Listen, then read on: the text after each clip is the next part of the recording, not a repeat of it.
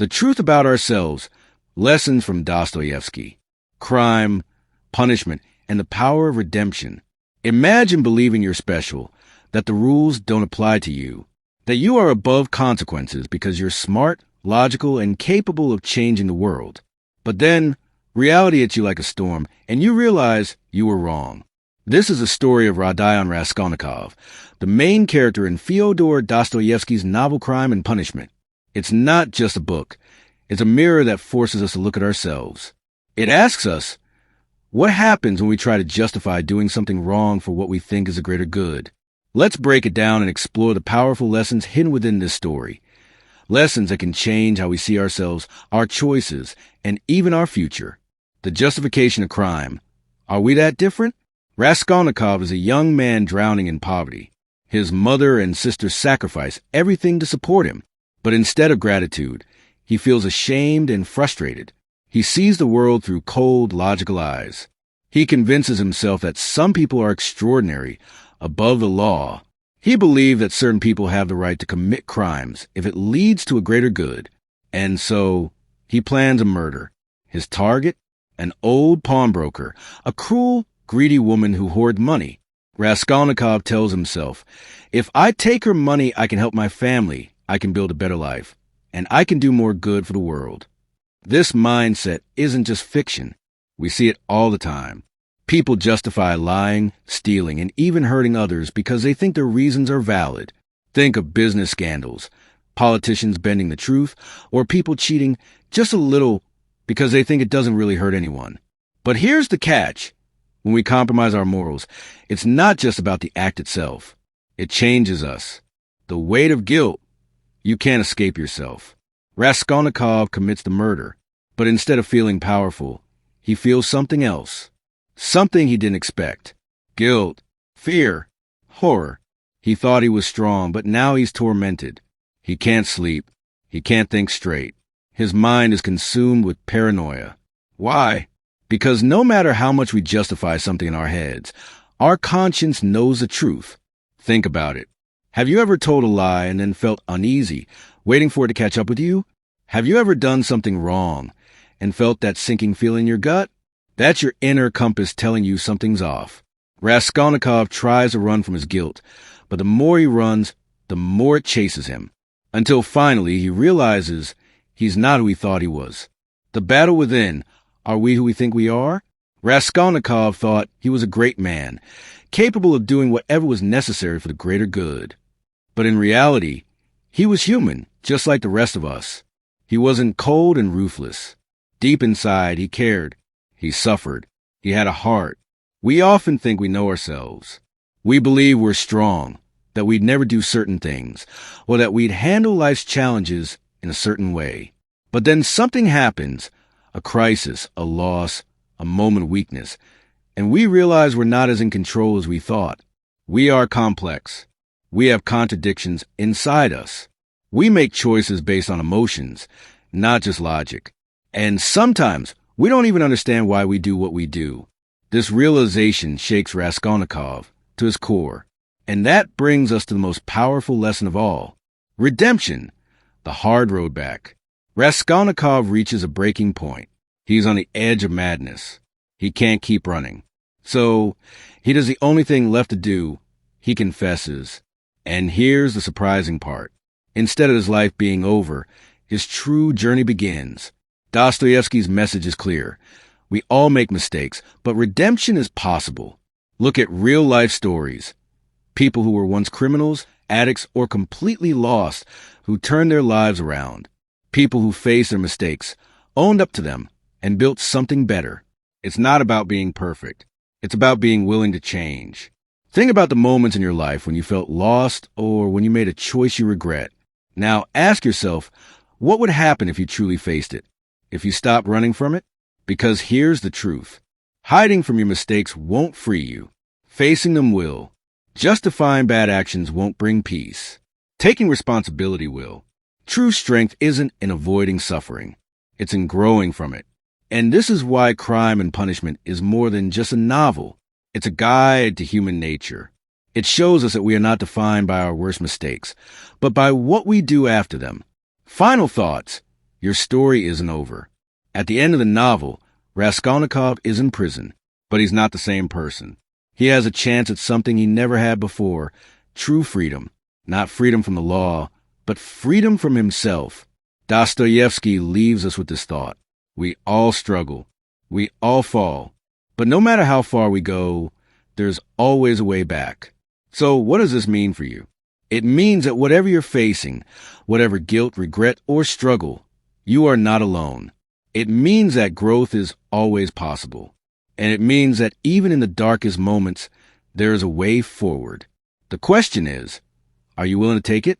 The path to transformation, from darkness to light. So, where do we go from here? We've seen Raskolnikov fall, and we've seen him begin his journey back. But what about you? What about us? Life is full of moments where we stand at a crossroads, where we have to choose who we want to be. Do we continue justifying our worst decisions? Do we keep running from the truth? Or do we turn around, face it, and step into something greater? The truth is, every great transformation begins with a choice. 1. Owning your story. One of the hardest things to do in life is to admit when we're wrong. It's easier to point fingers, to make excuses, or to bury our regrets deep inside. But here's the thing.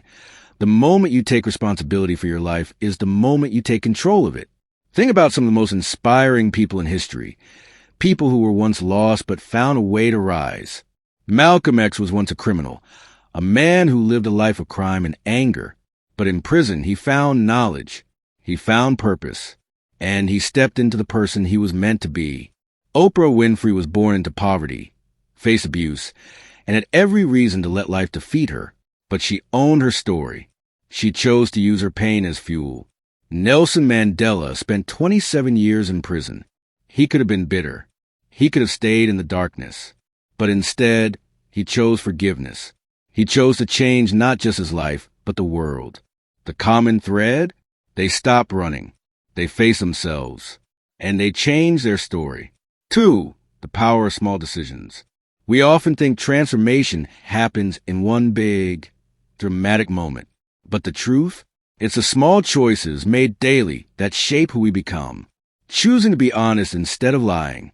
Choosing to take action instead of making excuses. Choosing to be kind instead of cruel. Choosing to learn instead of staying the same. Raskolnikov didn't change overnight. He had to go through pain, struggle, and self-discovery. And so do we. Every day, we're writing our own crime and punishment. The question is, what kind of ending will we choose? 3. Pain is not the end, it's the beginning. Raskolnikov feared suffering. He thought avoiding pain would make him strong. But what he learned the hard way is that pain is not something to run from. It's something to grow through. Think about the greatest lessons in your life. Did they come from easy times?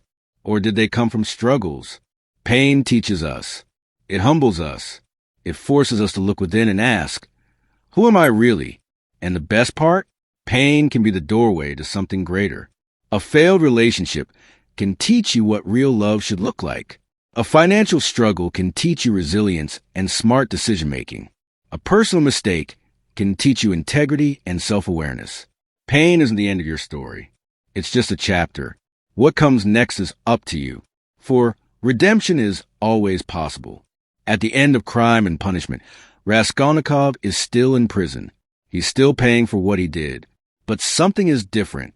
For the first time in his life, he's free. Not free from consequences, but free from the lies he told himself.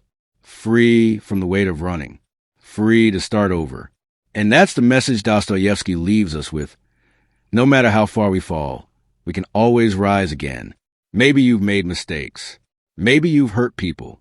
Maybe you've hurt yourself. But as long as you're alive, your story isn't over. You can change. You can grow. You can be better than you were yesterday. And that's the most powerful truth of all. What will you choose? So now, the question isn't about Raskolnikov. It's about you. What story are you telling yourself about who you are? What choices are you making each day? What mistakes are you ready to own and grow from? Because in the end, crime and punishment isn't just a novel. It's a challenge to see yourself clearly, to stop running, to take responsibility. and to step into the person you were meant to be. The choice is yours. What will you do with it? What if I told you that everything you think you want, happiness, success, a perfect life, might not actually be what you want at all? What if, deep down, humans aren't wired to be happy, but to struggle, to search, to question everything? That might sound strange, but one of the greatest writers in history, Fyodor Dostoevsky, spent his life exploring this very idea. His books weren't just stories. They were deep dives into human soul, exposing our struggles, our illusions, and the strange ways we create our own suffering. Today, we're going to explore Dostoevsky's life, his struggles, and the powerful lessons he left behind. Lessons that could change the way you see yourself and the world around you. So stick with me. This could be the most eye-opening hour of your life. Hey, if you're enjoying the video so far, don't forget to hit that like button and subscribe if you haven't already. It really helps out the channel and lets you know when I upload more content like this. Now, let's get back to the video.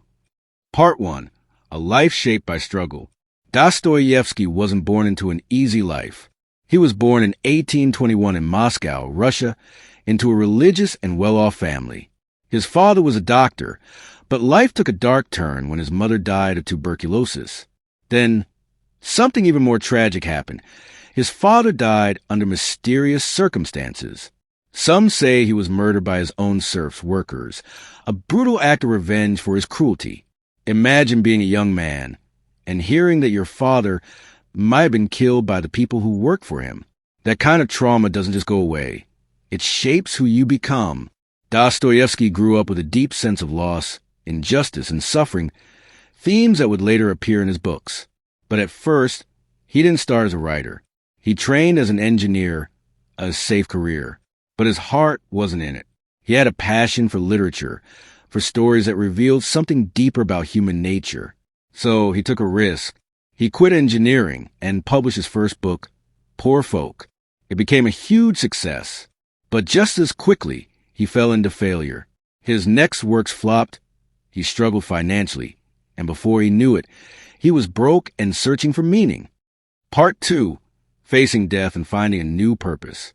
At this point, Dostoevsky could have given up, but life had even harsher lessons for him. In his late 20s, he joined a radical intellectual group that discussed new ideas about politics and society. Sounds harmless, right? Well, in 1849, the government didn't think so. He was arrested and sentenced to death. Imagine standing in front of a firing squad, waiting for the bullets to hit you, counting the last seconds of your life. That's where he was. Then, in the last moment, literally seconds before his execution, a messenger arrived. His death sentence was revoked. It was a cruel psychological trick. The execution had been fake all along. Instead of death, he was sent to a Siberian prison camp for 4 years. Think about that. For years of grueling, back-breaking labor in freezing temperatures. But something happened in that prison. He changed. He let go of his idealistic, utopian dreams and started seeing human nature in a new way. People weren't just good or bad. They were complicated, messy, driven by emotions, fear, pride, and desires they didn't even understand themselves. When he finally returned to society, he wasn't the same man. He had seen suffering up close. And now, his writing would reflect that. Part 3. The hard truth about human nature. Dostoevsky's later books, Crime and Punishment, The Brothers Karamazov, The Idiot, weren't just stories. They were warnings. He wrote about the danger of chasing perfect happiness, of thinking that science, technology, or political systems could fix human nature. In Notes from Underground, he created one of his most famous characters, the Underground Man. This man had everything: intelligence, knowledge, the ability to succeed. But he was also miserable, angry, and full of self-hatred. He saw through society's illusions and felt trapped by them. Sounds familiar? How many people today have everything but still feel empty? Social media tells us to chase success, beauty, and wealth. But even when we get those things, are we really happy? Or do we just find new things to complain about, new ways to sabotage our own happiness? Dostoevsky believed that humans aren't just rational creatures. We don't just make decisions based on what's best for us. Sometimes we destroy things just because we can. He once wrote, "Give a man everything, money, success, comfort, and he will still find a way to ruin it, because deep down, he wants to prove that he is not a machine." Think about that. We say we want happiness, but do we really? Or do we actually want struggle, challenge, and a sense of purpose? Part 4. How this applies to your life. So, what can we learn from Dostoevsky? Here are 3 powerful takeaways. 1. Happiness is not the goal. Meaning is, instead of asking, how can I be happy? Ask, what makes my life meaningful? Fulfillment comes from purpose, not from having everything easy. 2. You will always struggle, but that's okay. Instead of trying to escape suffering, learn from it. Every challenge in your life is shaping you. Don't run from it. Face it. 3. Stop blaming society. Take responsibility. It's easy to say, the world is unfair, or life is against me. But Dostoevsky teaches us that we create our own suffering. The moment you realize that, you can start changing it. Final words. Your story isn't over yet. Dostoevsky's life was a roller coaster of success, failure, suffering, and transformation. And guess what? So is yours. You might be struggling right now. You might feel stuck, like nothing is going your way. But remember, Dostoevsky stood in front of a firing squad, thought his life was over, and still came back stronger. You can too. Your struggles don't define you. How you respond to them does. So, the next time you find yourself in pain, remember this. Suffering isn't the enemy. It's the teacher. And if you listen closely, it just might tell you who you really are.